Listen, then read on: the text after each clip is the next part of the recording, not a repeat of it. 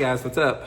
Welcome back here to today's edition of Intuitive Angling, and hope you guys are doing well and really appreciate you all swinging by the channel to check out today's episode. Guys, today I want to talk about a bait that's going to get you a good bite, a big bite in the month of October and November. If I had to go out tomorrow and catch a 4 or 5 or 6 or 7 pounder, this is the bait I'd be using.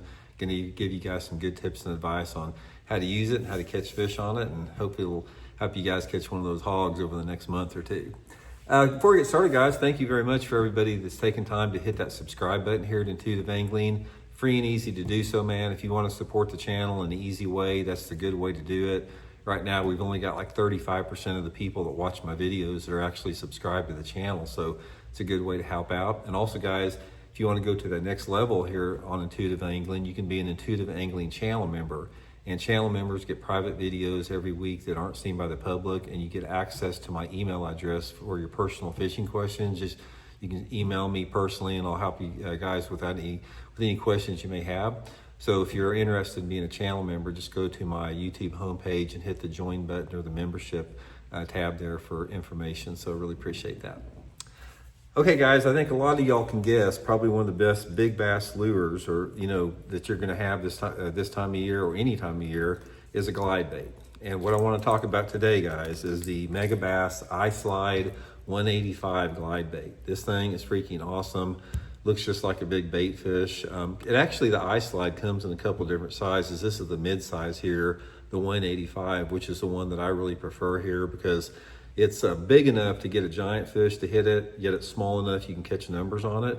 And I'll put the iSlide 185 link in the description of this video, my Tackle Warehouse link, if you guys would like to try one after the video here. But anyway, what I want to do is I want to talk a little bit about how to fish it, how to set it up, and most important, the areas you want to fish it in order to catch those big ones this time of year.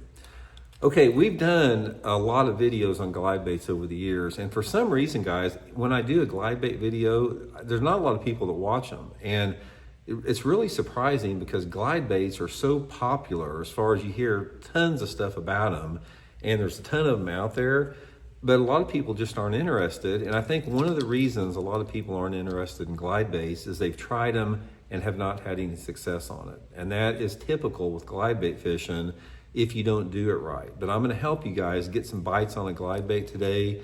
If you've never caught one on it, I can almost assure you I can help you guys catch one on after today's video.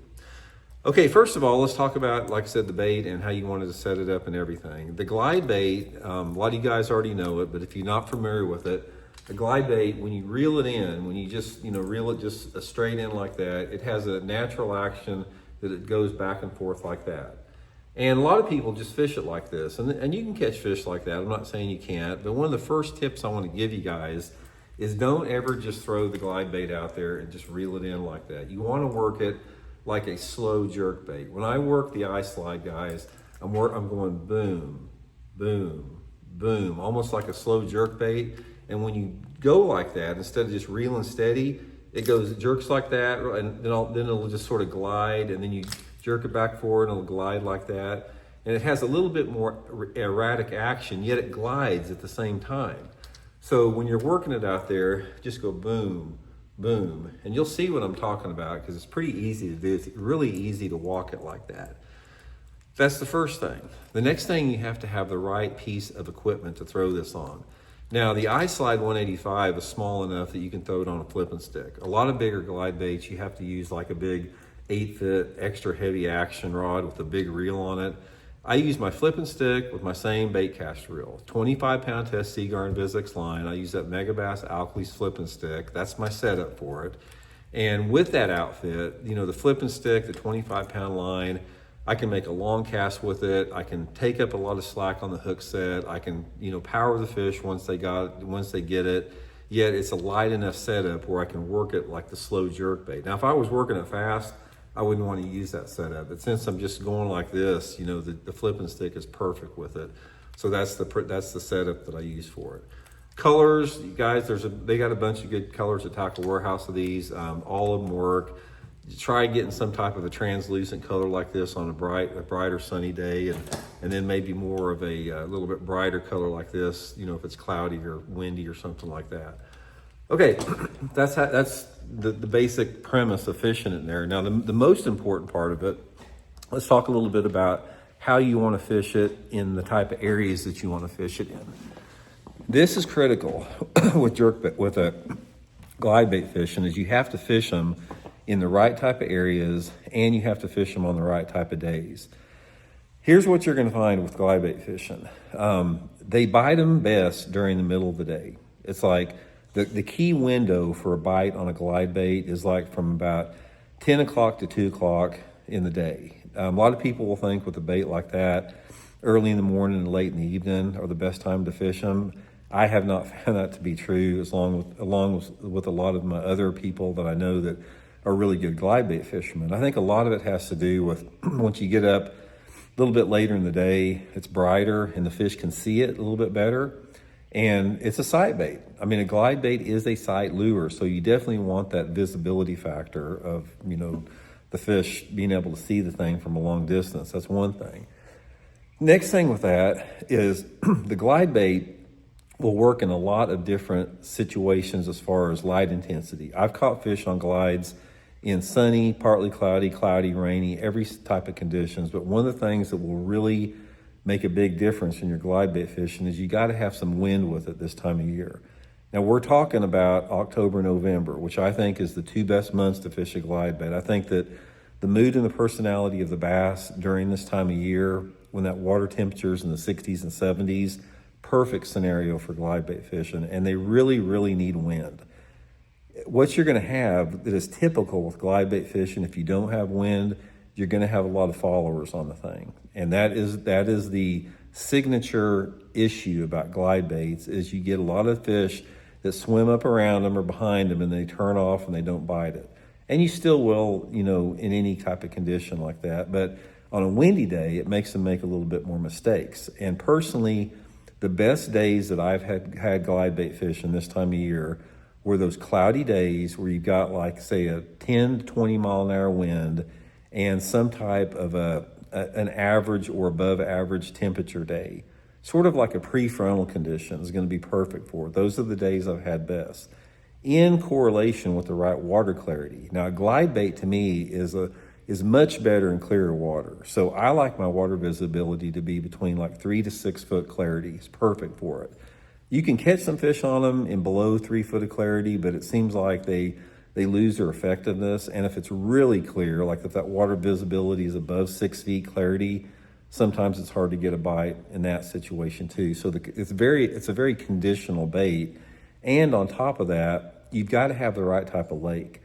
The best glide bait lakes, and the people that fish and catch a lot of bass on a glide bait live in California and Texas primarily. Those are the two states that the majority of big glide bait fish come out of because they got bigger fish there. So you need to be on a lake that has a decent population of quality fish in it. If you're on a lake that's just got a bunch of dinks in it and it's not known for having good fish in it, probably not going to be like the best choice. So you really need a lake that's got a decent population of, bass in that 3 to 4 pound range, and a type of lake where tournaments are, it's not uncommon to win a tournament with 20 pounds. That's going to be the best type of lake for it. It can work good around grass or whatever, any type of cover. There's a lot of different type of cover it works around, but that's the type of lake you need to have. Okay, now my favorite areas when I'm fishing a glide bait in the fall time of the year, I'm looking specifically for more vertical structures, because I have found that a bass will bite a glide bait more aggressively if they're coming up on the bait. So that's why I don't throw a glide bait very much in shallow water or flat banks.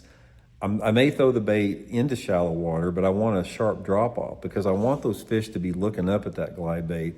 So therefore, my prime glide bait areas are like bluff banks, fishing really bluffy type areas, very steep banks, 45 to 60 degree angle banks, along riprap banks. Riprap is great for glide bait this time of year, and on some steeper points too.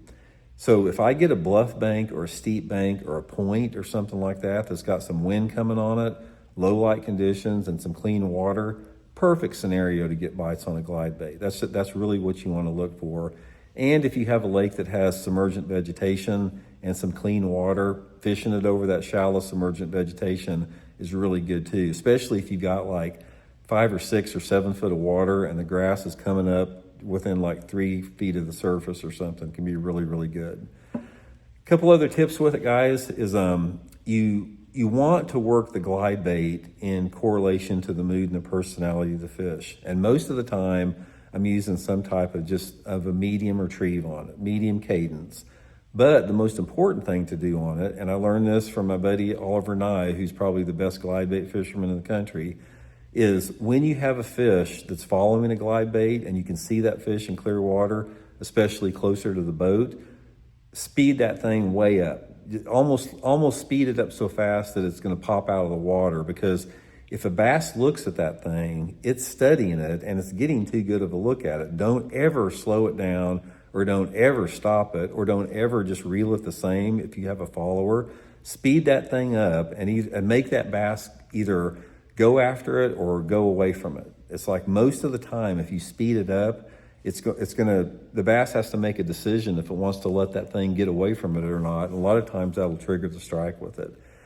But I think that, guys, if you just incorporate that, man, get you a couple of those eye slides. They're not cheap, but the thing about them, you don't ever lose them. It's like, once you buy you got 25-pound line on and you're not fishing the thing around heavy cover.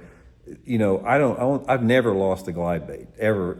Every single glide bait I have, I've still got I've still got them. You don't lose them. So it's not like a crankbait or something like that where you buy the thing and you're going to get it hung up on a rope or a rock and break the thing off. You're not going to break these things off.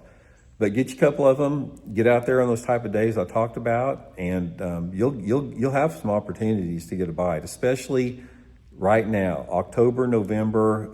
As long as that water temperature is over about 55 degrees, 55 to 70 degrees is perfect for it. It's the best time of year to catch one on. So hope it helps you guys out. We'll talk later.